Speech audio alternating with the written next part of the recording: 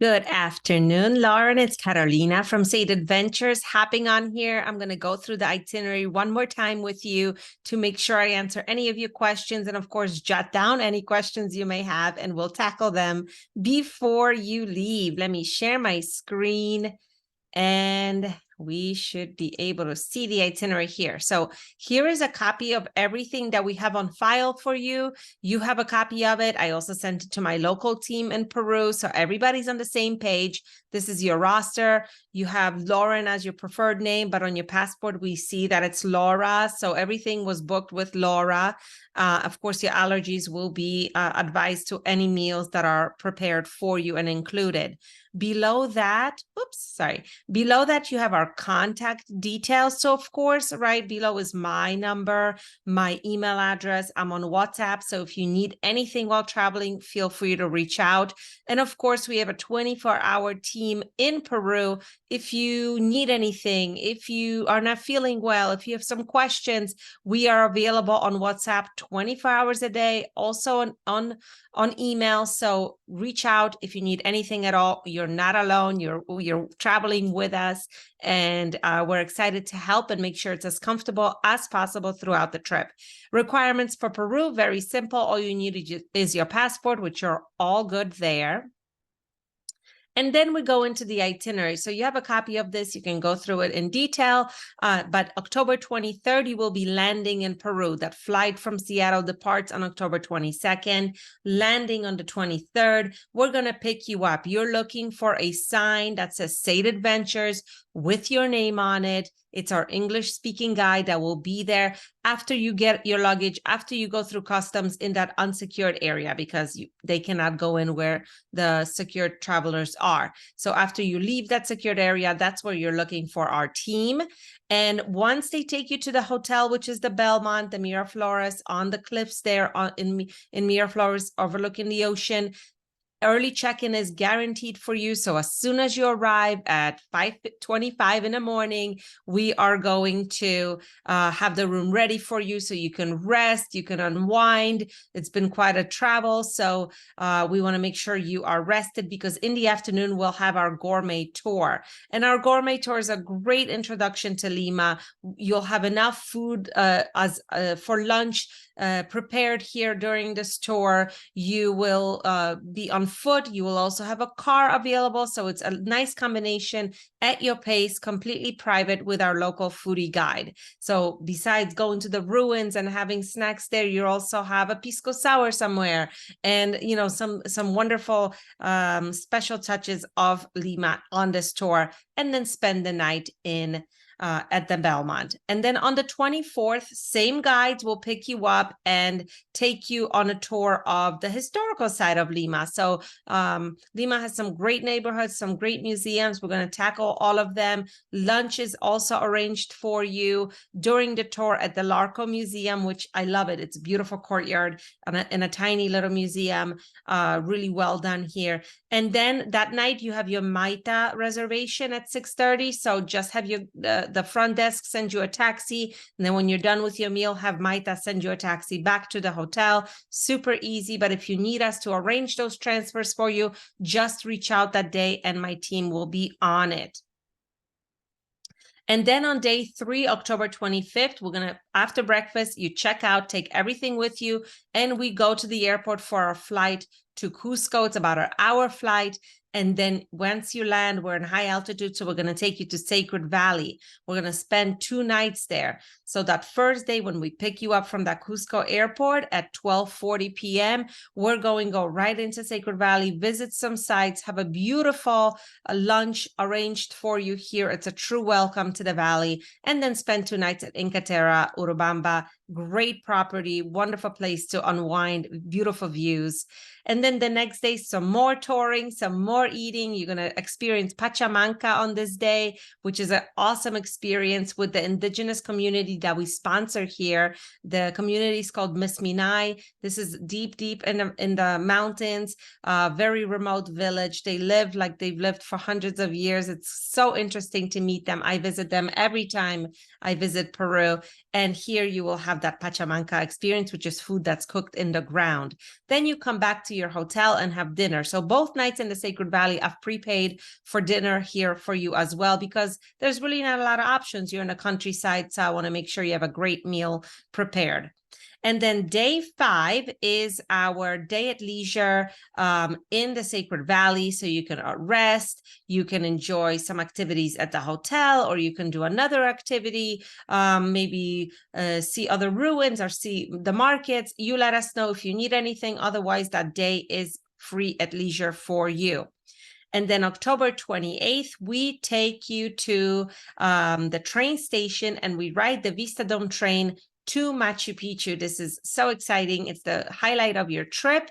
And it's a beautiful train with a glass dome ceiling. After breakfast, we'll take you and we'll explain everything, how to pack for this day. Usually, whatever you brought as your carry-on, you will take to Machu Picchu for that one night. Everything else goes to your Cusco hotel. So don't worry about it too much. We will make sure that you are prepared the day before on how to pack for Machu Picchu. And once you arrive in Machu Picchu, same concept, a sign with your name on it. And our local guide, a person who's from Machu Picchu, will take you right to the ruins, because we also send a porter to take your overnight bag to the hotel. That way you're not going to hotels, you're not following the hundreds of people who are trying to do the same thing. We're going straight to the shuttle, up to the ruins and seeing the tour. Afterwards, we'll have lunch. The guide will take you to the hotel. You could check in, and dinner is at the hotel, which is the Inca Terra Puebla, one of my favorite hotels. It's glorious. It has guides that will take you on acres and acres of trails that they have. They grow coffee, they grow orchids. We just love this property. It's stunning.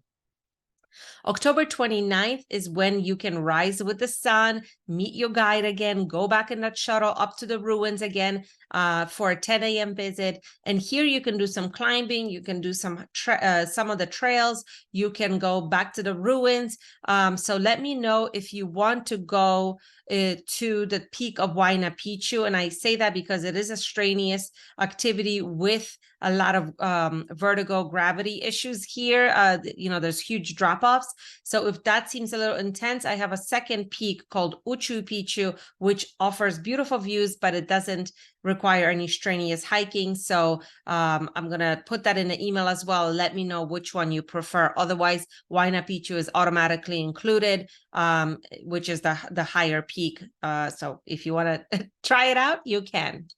And then after lunch, the train back to Cusco is included for you. Same train, the Vistadome with the beautiful rounded glass ceiling. And then you're at the Marriott for a few nights here, for 3 nights. So the Marriott is great. It's an old convent that's been converted. They also have guides that do included tours, like of the monks take you around the undergrounds, and they have all kinds of different activities. There's llamas that come in the morning around breakfast. Fun hotel, really great property. And then we'll do a day of exploring Cusco on October 30th with a Cusco guide showing you the best of that Cusco has.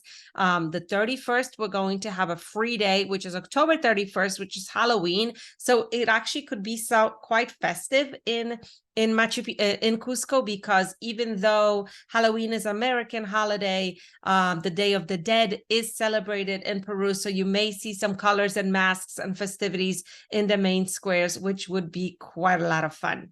I went once for Halloween, but we were already in Lake Titicaca and everybody was in masks. So it could be a lot of fun to be here for the Day of the Dead. So November 1st, you're going to be on the train, one of my favorite places and things to do in Peru. It's a beautiful 8 to 9 hour train ride. And then once you arrive to Lake Titicaca, we have our team from Titilaca Hotel pick you up and begin their 2-night program. So they include everything, all your meals, all your excursions, all the transportation. It's a great hotel, the best property in the area by far. And they do all of the visits to the islands with their own guides. So it's not going to be my guides. It's going to be Titilaca guides, their boats. Everything is just, first class, really well done. And what we've done on November 3rd, because your flight home is at midnight, I didn't want you to fly to Cusco and sit there for the whole day. So we've kind of tweaked it and added some activities for you here. So you're going to do you're going to check out of Lake Titicaca. have a leisurely breakfast, gather all your things, and then you will visit some sites on the way to Juliaca, where the airport is. So Silustani is like an acropolis. We'll have lunch out there, picnic style, and then take a 5:40 p.m. flight, arriving in Lima at 7:15, which will allow you quite a few hours to connect to that international flight and not waste time just sitting around. So I hope you like that little version there. So that is your itinerary. Lots to see and do. It's really exciting. I'm very happy that you chose this route, because these are some of my favorite places.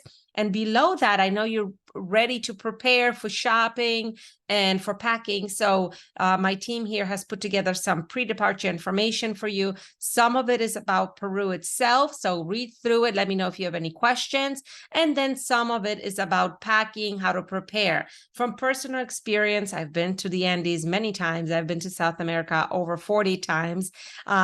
It is all about layers here, because no matter what the season is, it is cooler in the evenings and mornings, and at peak noon it will be very bright and sunny, and the sun is very strong because of the altitude. So you want to have light layers. You want to have things that you can take off during the day, put on in the evenings. You want a hat, you want a scarf, you want really comfortable shoes with lots of comfortable socks. Something, you don't necessarily need boots, hiking boots, but you want something with good tread.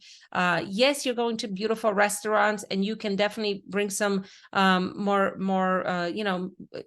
going out evening wear for that, and maybe some nice boots for those. But for the excursions and for all the activities, you need something like a sneakers or like low boots, with good tread on it. It's really important that you have something comfortable to walk in. So those are really important things to think about. Sunscreen is really important. Bug spray is really important. The sun is strong all year long because of the altitude. And then when you're in places like Machu Picchu, that's the mouth of the rainforest. So there's lots of bugs there, and you could encounter some mosquitoes. So you want to be prepared for that.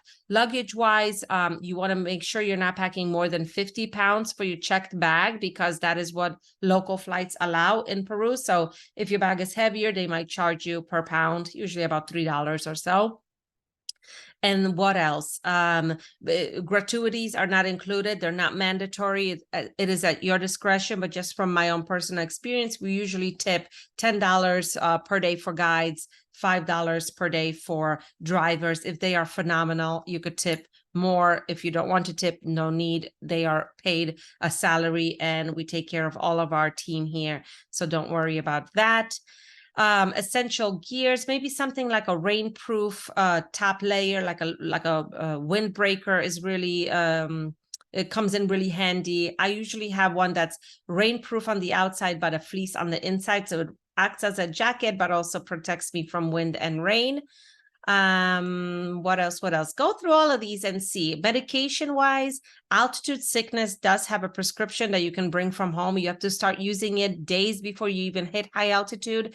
In all my travels, I have never taken this medicine. I never felt the need. Whenever I arrive, I stay away from alcohol. I drink tons of water. I stay away from heavy meats, because it's all about digestion and making sure your body feels light, which the food we've prepared for you on this trip will definitely work in your favor.